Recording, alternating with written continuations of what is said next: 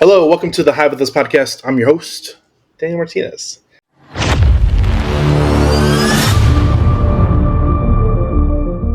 Today we have a special guest.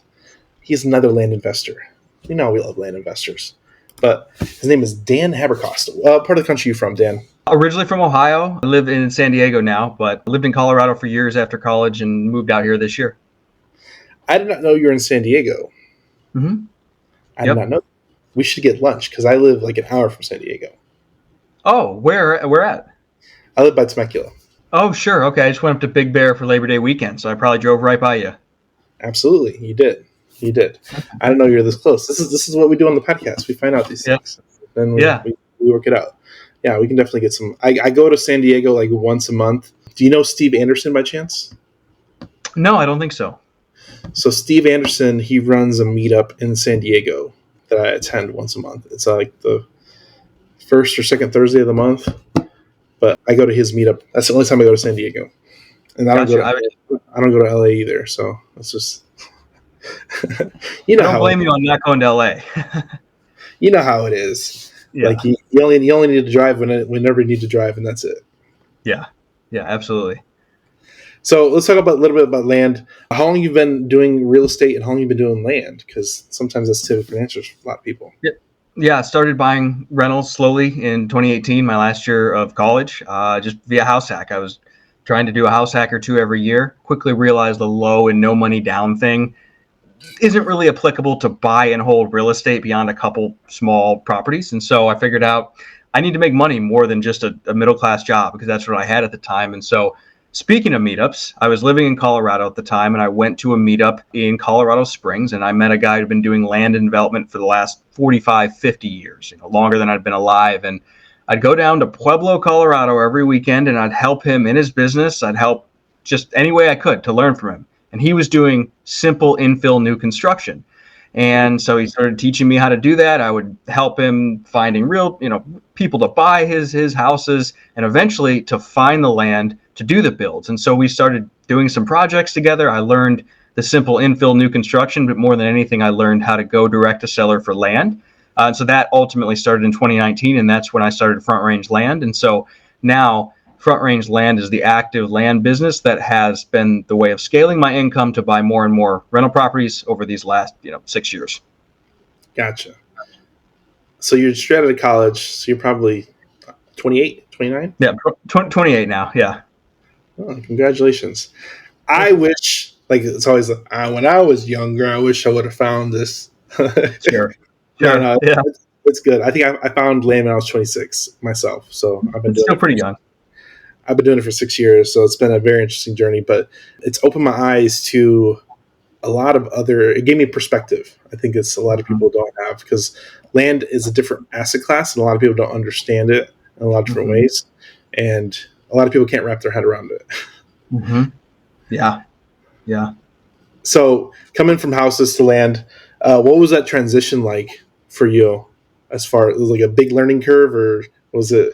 I mean, you had that little intermediate time learning from how to do info lots, so it kind of helped out a little bit. But yeah, in hindsight, I think I got very lucky. Speaking of, I wish I knew what I knew now. When I first started mailing, it was in Pueblo, West Colorado. I could send 100 mailers and get a deal at 30 to 50 cents on the dollar, and I didn't know what I had then, because I had no point of reference, and I came from a pretty scarce background, so I didn't really understand the difference between spending money and investing money. And so I didn't know what I had. And so I flipped almost the first 100 lots were all just infill flips. I did that in Pueblo West, along with a few new construction projects at a time, and, kept buying rental properties, and that was going great. And then right at the beginning of 2022, with no warning, the Metro District, which is what the governing body for Pueblo West, they just shut off all new water taps. Because as anyone out west can say, water is a scarce thing. And so no warning. Sorry, we're running out of water taps. We haven't managed this right. We'll let you know. And so in one moment, I thought my business was screwed, at least as far as the land side of things.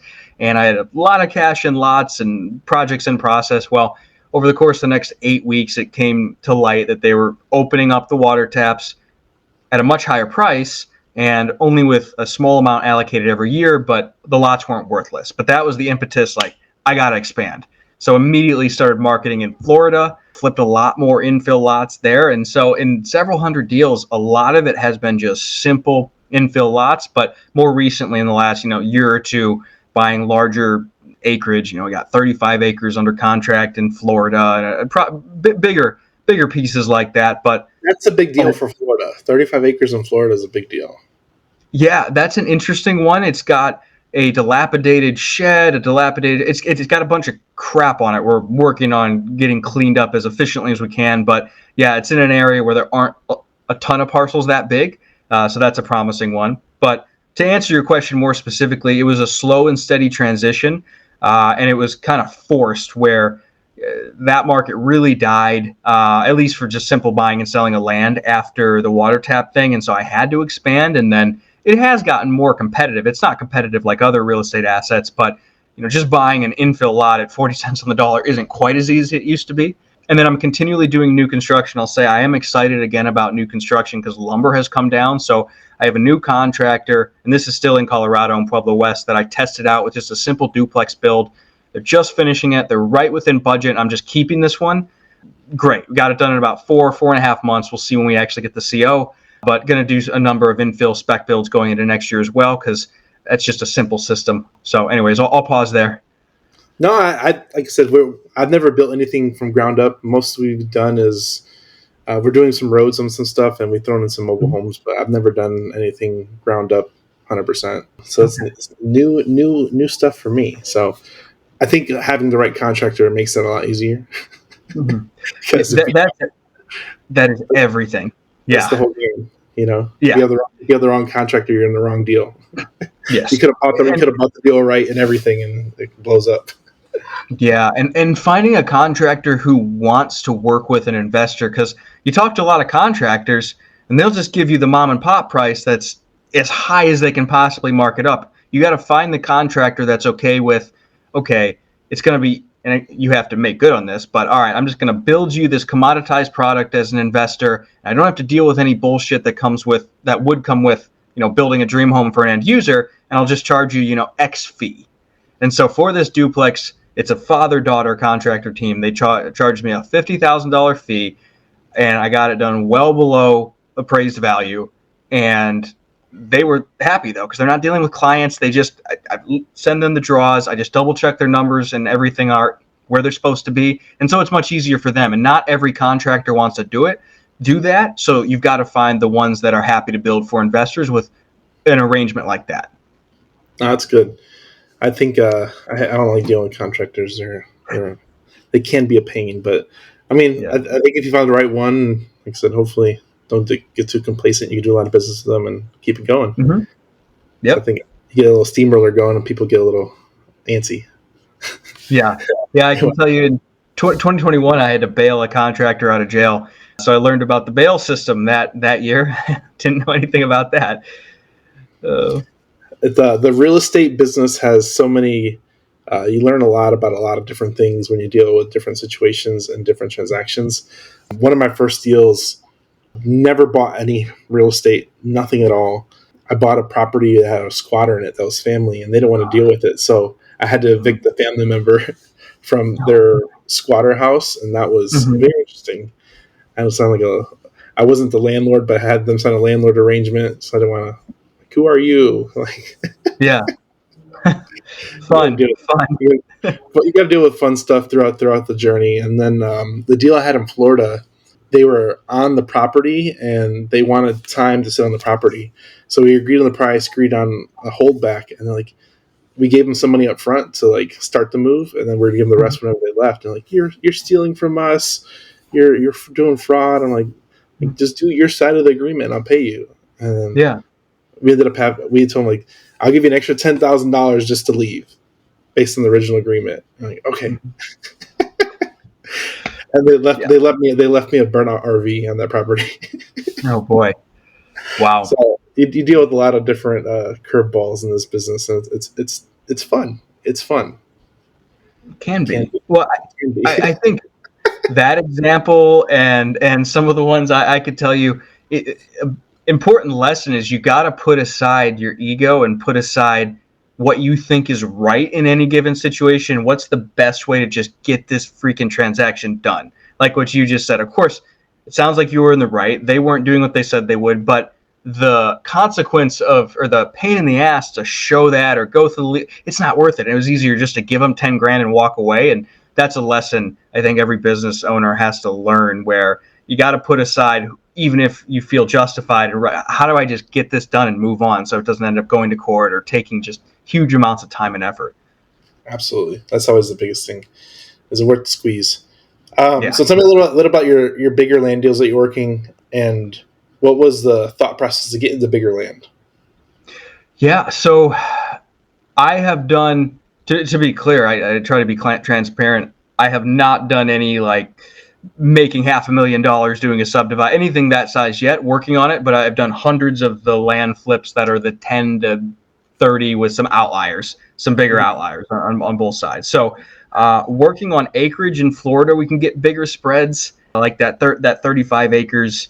Should be able to sell that in the low 200s. We have it under contract at 135. If we do spend a little money to clean it, should be able to sell it in the high 200s. So what bigger acreage is one of the main ways we're working to get bigger spreads right now. And then we're really trying to get parcels in eastern Colorado, El Paso County, if you're at all familiar with that. There's all these people that are moving east outside of Colorado Springs, outside of Denver, and commuting into town. And it's very easy to do subdivides out there, but it's really competitive to get the land. So marketing hard out there, looking on the MLS, because sometimes deals do pop up like you talked about on our podcast, and trying to secure pieces out there, because that's an area I know very, very, very well. I know the demand. I know people can get a well drilled, get septic put in, all that sort of thing, if we decide to actually bring in modulars, but there's also just money to be made just doing the subdivides. And then for me, those spec homes are also a means of doing slightly larger deals with a bigger spread, because that's a simple system that I already know how. So really, I'm just trying to layer on top of the $10,000 to $20,000 deals these various higher profit strategies. So those spec homes can 60 to 70 each is pretty reasonable. So starting several of those going into next year, and then now those subdivisions could be several hundred to $1 million, depending on how big of a parcel we're able to secure. So to be determined there, because we're actively working on getting one of those under contract.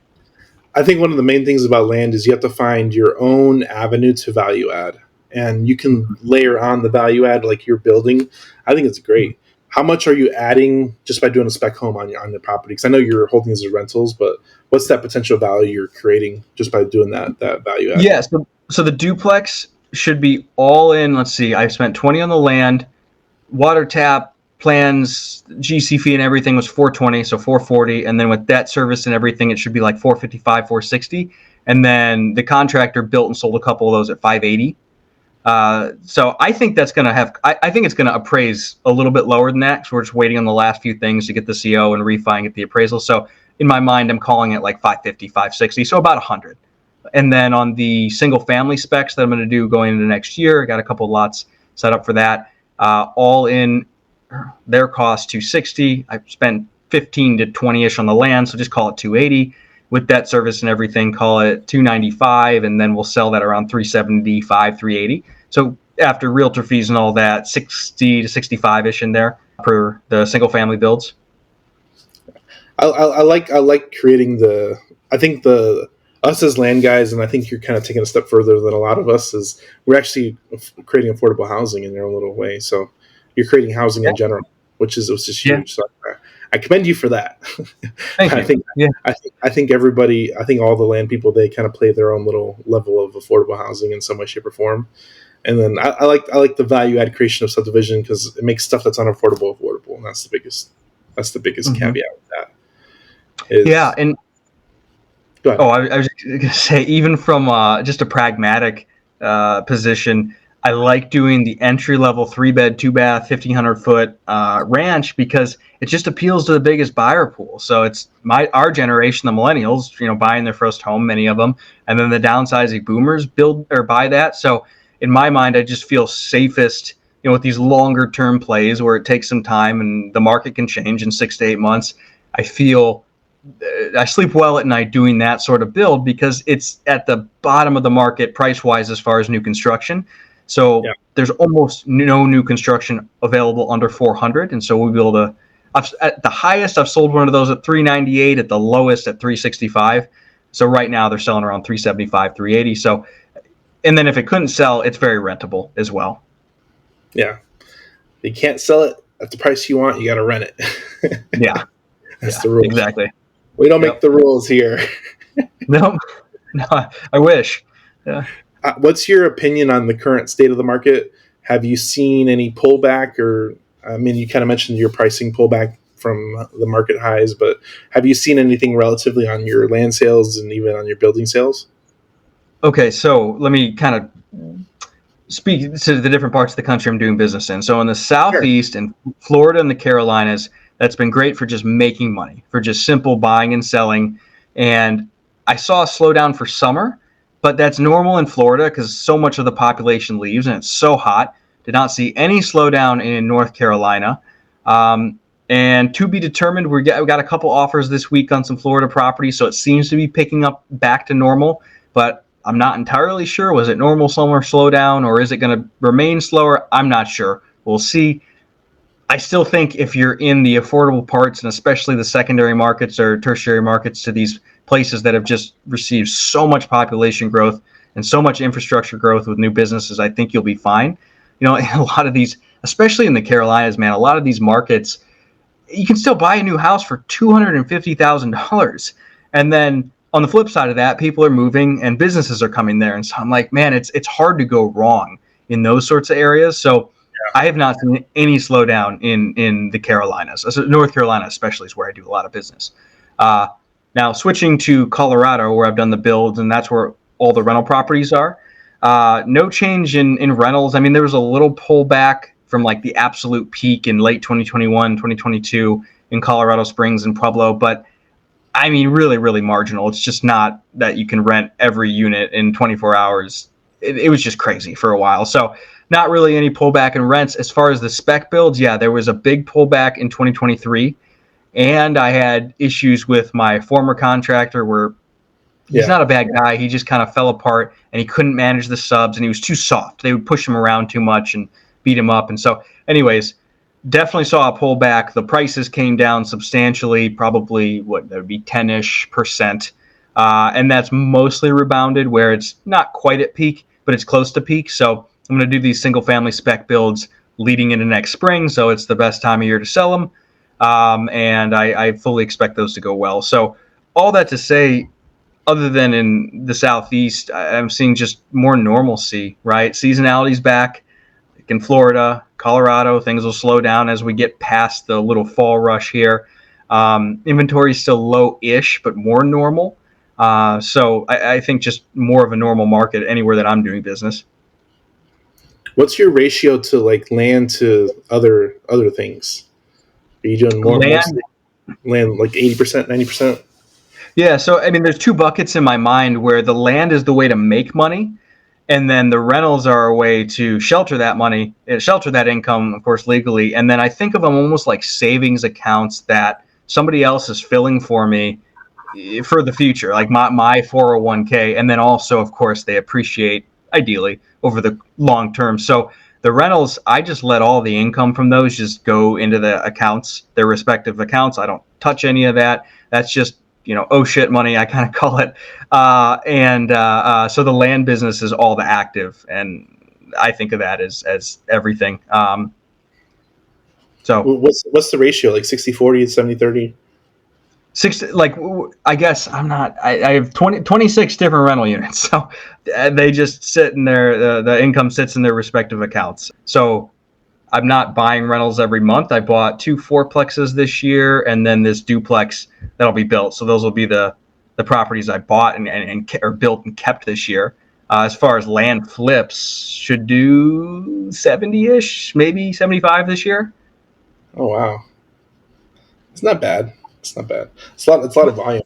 How big is your team? Me and then 2 acquisition guys. And then we've got a part-time cold caller starting on Monday. But also do some deal financing. That's what Mason and I do together. So that kind of outsources acquisition for some of these deals. What do you mean by deal financing? Well, tons of people that follow us will get land deals under contract. They'll be new and they'll have no means of closing it. And so they'll bring it to us and we'll provide the capital and then do some sort of a joint venture. Nice. I noticed there's a lot of I noticed that came up. This type of strategy came up like 2 years ago. I've seen it a lot in the last year, and especially the last like 6 to 12 months. There's been a lot of that capital coming into the marketplace. They understand land a little bit better, and they're jumping into deal funding. And I think it's a great resource because there's a lot of wholesalers that don't have capital. There's a lot of people. Yeah. Well, let's talk about this. I'd be curious what you're seeing, what you're doing, because this is still a bottleneck. There's a deal I'm thinking about right now, speaking to the subdivides in eastern Colorado, where it's sitting on the market, but to really do everything that would need done, it would probably be a couple $1 million. And forget about that one. There's tons of examples like this, and so I'm working on raising money at more of a scale. Just because once you said this too on our show, once you get to a certain scale where you're in the millions, the profit is sitting right there. You just have to be able to put the money together and structure it properly. So, what are you doing in your business to raise money at scale, but also do so in a safe way where you don't have a huge balloon coming if it doesn't sell right when you think? So all of our stuff, and this is a great question for everybody here listening. That's a great question. But we try not to get too heavy on the buy price. We use seller financing and long escrows to kind of maneuver and control that flow. So we've never put $1 million into one project. It just doesn't happen. So those multi-million-dollar parcels that need that injection, we're just not ready for there.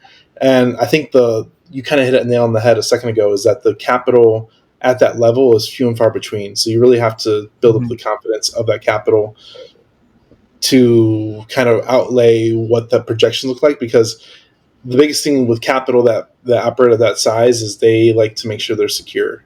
Yeah. So I've raised a lot of capital that want to do small stuff. So the small land flips under 300,000, I have a couple 7 figures for it to keep rolling into transactions. But the stuff that when you get a little bit bigger there, they don't have the appetite for it yet. And we're kind of opening that door currently to see how it opens up. But essentially, we have one lender that's open to it, and all the rest like doing small stuff. So it's more meeting the right person on that side. That's because essentially, when you get to that level, you have to meet a development family office or development fund that's going to back you, and that's just the only way you're going to find that type of capital, because the banks ain't going to do it, and one rich individual person most likely is going to do it. It's going to be some type of institution. Yeah, and this is something we've run into where we've talked to people that are in or represent family offices, and a lot of times the minimum for them is 10 million or 5 million at the minimum. And so there's kind of a gap there where if you need 1.5, there's not a lot of people doing that, which creates an opportunity. Absolutely. You're 100% correct. It's like that. I equate it to that threshold in multifamily where you have all these mom and pops at like 4 to 50 units, 5 to 50 units. They love playing there, and they're playing there at that moment, because once you go over 50, it's very institutional, and you're fighting people that they're well capitalized and have good balance sheets and all that stuff. So you really have to fight for that transaction. So they can pick up a lot of 5 to 50 units pretty easily. Yep. And it's more inefficient though than I think other real estate assets, where there's more of an opportunity. There's huge spreads to be had because just very few people are providing capital or can put the capital together for their own deals in that kind of mid tier. So yeah, it's interesting. It's exciting.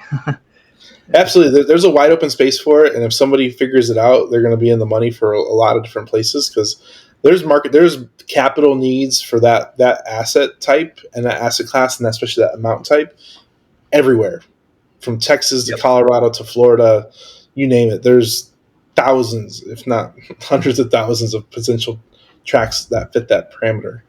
Now, what's the ROI and return and city and timeline and all that other stuff? I mean, it's dependent on each municipality, but it's going to be that's where the hang up is for sure.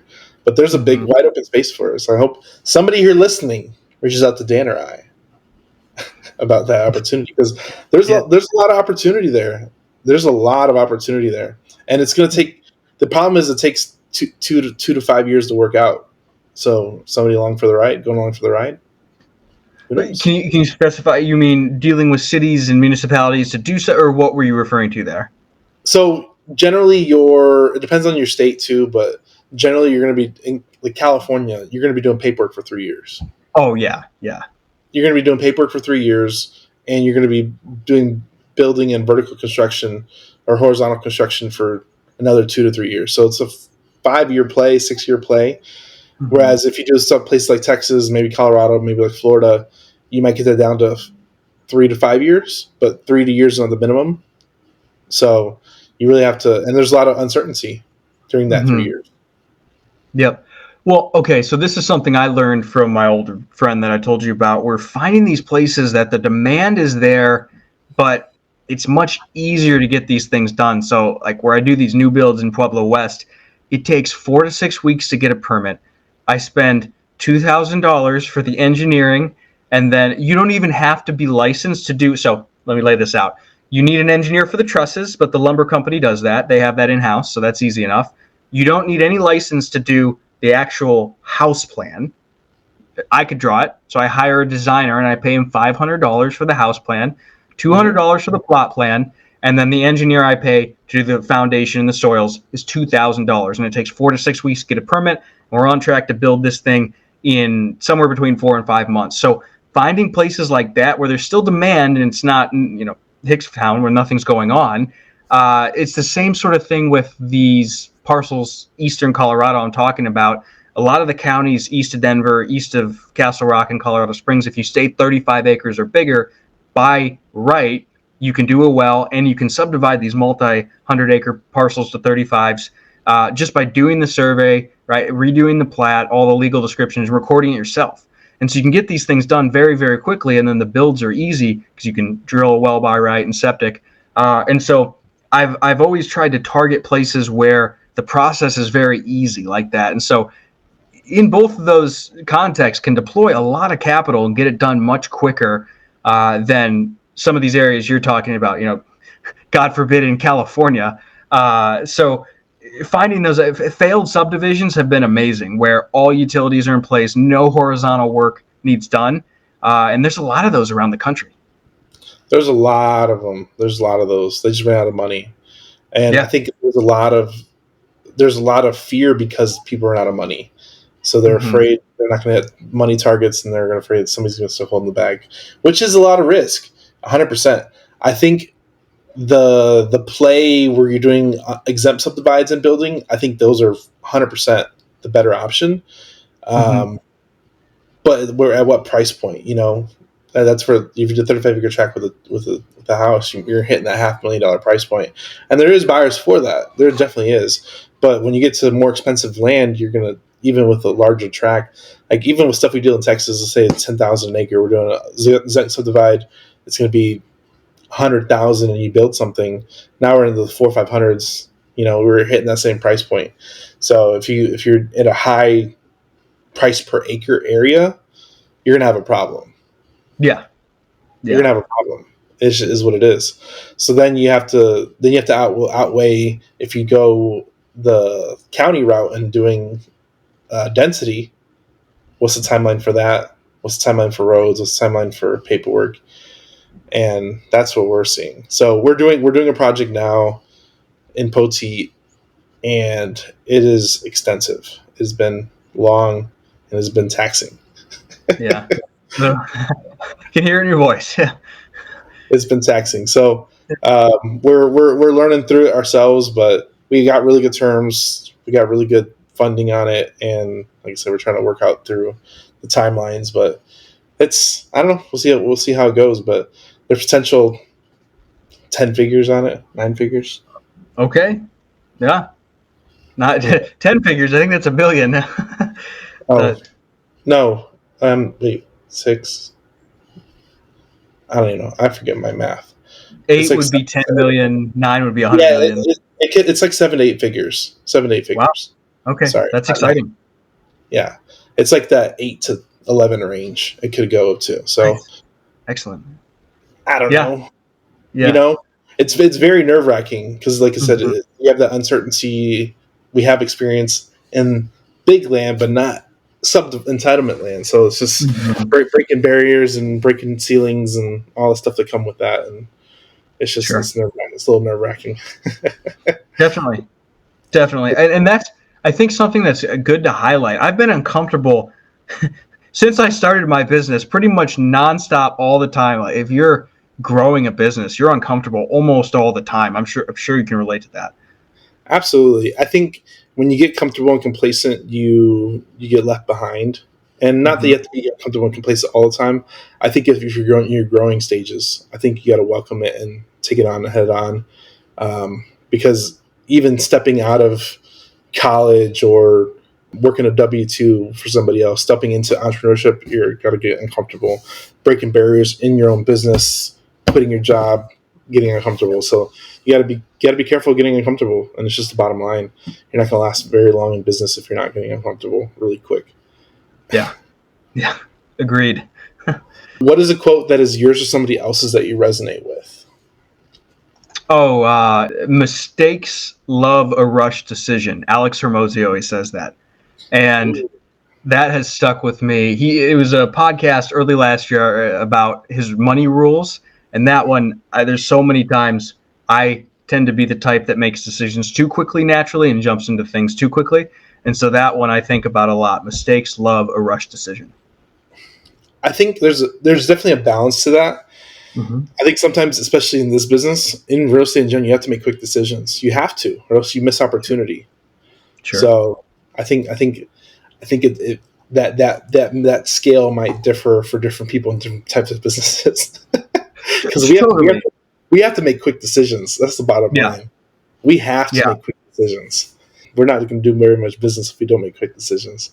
And some are a little bit more methodical, and you kind of have the opportunity to think about it more. But sometimes it comes up, and you're like, you got to jump on that. We have to right now True. today. Very true. Where can people find you online? I have your website, which is danhaberkost.com. Do you have any other places you can send people? Yeah, just anywhere that any of the socials, Dan Haberkost, feel free to reach out. Anything land, and happy to talk to you. Absolutely.